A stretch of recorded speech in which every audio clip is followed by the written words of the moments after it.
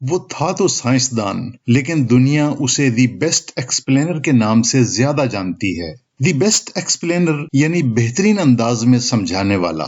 وہ ایک مصنف، دانشور اور فلسفی بھی تھا۔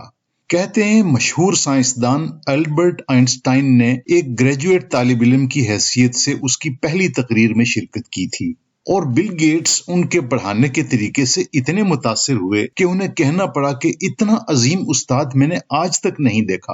بل گیٹس تو اس کے اس قدر مداح ہو گئے کہ انہوں نے اس کے لیکچرز کے حقوق خرید کر ویڈیوز کی شکل میں عوام کے لیے پیش کر دیے۔ سائنس کی دنیا میں وہ پیچیدہ سائنسی علم کو سمجھانے میں اپنی مثال آپ ہے۔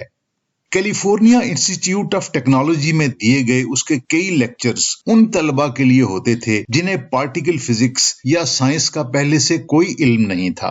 یوں سمجھ لیں کہ سائنس کے پیچیدہ رازوں سے پردہ اٹھانا اس کی زندگی کا سب سے بڑا مقصد تھا۔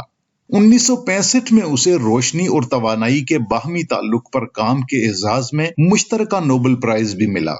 تو یہ شخصیت کون ہے اور ان کی تکنیک کیا ہے جس کی مدد سے مشکل موضوعات کو آسان کر کے سمجھا جا سکتا ہے؟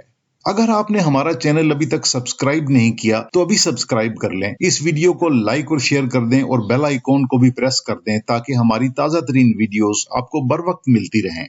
کیا آپ کو کسی ایسی پریزنٹیشن میں شرکت یا ایسے استاد کی کلاس میں بیٹھنے کا موقع ملا ہے جن کی باتیں آپ کے سر کے اوپر سے گزر گئی ہوں؟ کوئی بات نہیں، ایسا بہت سے لوگوں کے ساتھ ہوتا ہے اور ہو رہا ہے۔ تو رچرڈ فائن مین کی تکنیک ایسے ہی لوگوں کے لیے ہے جنہیں مشکل موضوعات کو آسان بنا کر پیش کرنا ہوتا ہے۔ ہو سکتا ہے آپ پہلے ہی یہ تکنیک استعمال کر رہے ہوں۔ اگر ایسا ہے تو آپ بھی اپنے میدان میں بیسٹ ایکسپلینر تو بن ہی گئے ہوں گے۔ یہ اتنی بھی ناممکن بات نہیں۔ خیر، ہم کام کی بات کرتے ہیں۔ یہ تکنیک 4 سادہ سے مرحلوں پر مشتمل ہے جو اس طرح ہیں۔ موضوع کا انتخاب کریں۔ یوں سمجھیں کہ آپ نے اسے کسی بچے کو پڑھانا ہے۔ فائن مین کے مطابق پہلا مرحلہ بہت دلچسپ ہے اور اسی میں کئی مشکلات کا حل مل جاتا ہے۔ اس مرحلے کی خاص بات یہ ہے کہ اگر آپ کسی بچے کو کوئی تصور سکھا سکتے ہیں تو آپ سمجھانے کی گیم میں بہت آگے ہیں۔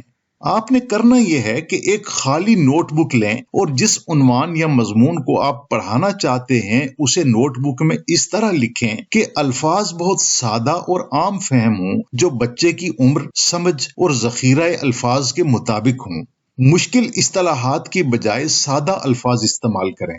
ظاہر ہے پیچیدہ اور مشکل اصطلاحات بچے کی سمجھ سے باہر ہوں گی۔ بات کو مختصر کریں کیونکہ بچہ ایک تصور پر زیادہ دیر تک توجہ مرکوز نہیں رکھ سکتا۔ اگر اس مرحلے میں آپ کو مشکل پیش آ رہی ہے تو سب سے پہلے اسی پر توجہ دیں اور اس پر عبور حاصل کرنے کی کوشش کریں۔ اب دیکھیں کہ اس موضوع کے بارے میں آپ کو کن چیزوں پر مکمل عبور حاصل نہیں ہے۔ آپ کیا چیز مس کر رہے ہیں؟ آپ کیا نہیں جانتے؟ دراصل یہی وہ مرحلہ ہے جس میں آپ سیکھتے ہیں۔ اپنے آپ سے پوچھیں آپ کو کیا نہیں معلوم، پھر اپنے نوٹس، کتابوں اور دوسرے طریقوں سے وہ سب کچھ معلوم کرنے کی کوشش کریں جو آپ کو معلوم نہیں۔ جب آپ کو ان باتوں کا پتہ چل جائے تو انہیں اپنے نوٹس میں شامل کر دیں۔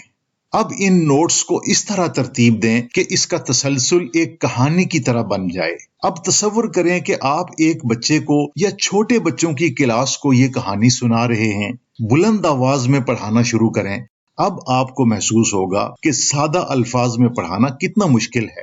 شاید کہیں کہیں آپ اٹک جائیں، آپ کی روانی ٹوٹ جائے۔ یہی وہ جگہ ہیں جہاں آپ کو محنت کی ضرورت ہوگی۔ روانی اور تسلسل کو برقرار رکھنے کے لیے سادہ جملوں، مثالوں اور تشبیہات سے مدد لیں۔ اگر آپ اپنے موضوع پر مکمل عبور حاصل کرنا چاہتے ہیں تو عملی طور پر یہ موضوع کسی کو پڑھائیں، خاص طور پر بچوں کو یا ان کو جو اس کے بارے میں زیادہ نہیں جانتے۔ آپ کے علم کا اصل امتحان یہ ہوگا کہ آپ اسے کتنے اچھے انداز میں دوسروں کو سمجھا سکتے ہیں۔ پھر اپنے سامعین سے ملنے والے فیڈ بیک کو سامنے رکھ کر اپنے موضوع پر نوٹس کو مزید بہتر بنانے کی کوشش کریں۔ اس میں کوئی شک نہیں کہ یہ تکنیک مشکل موضوعات کو سیکھنے کا ایک شاندار نسخہ ہے۔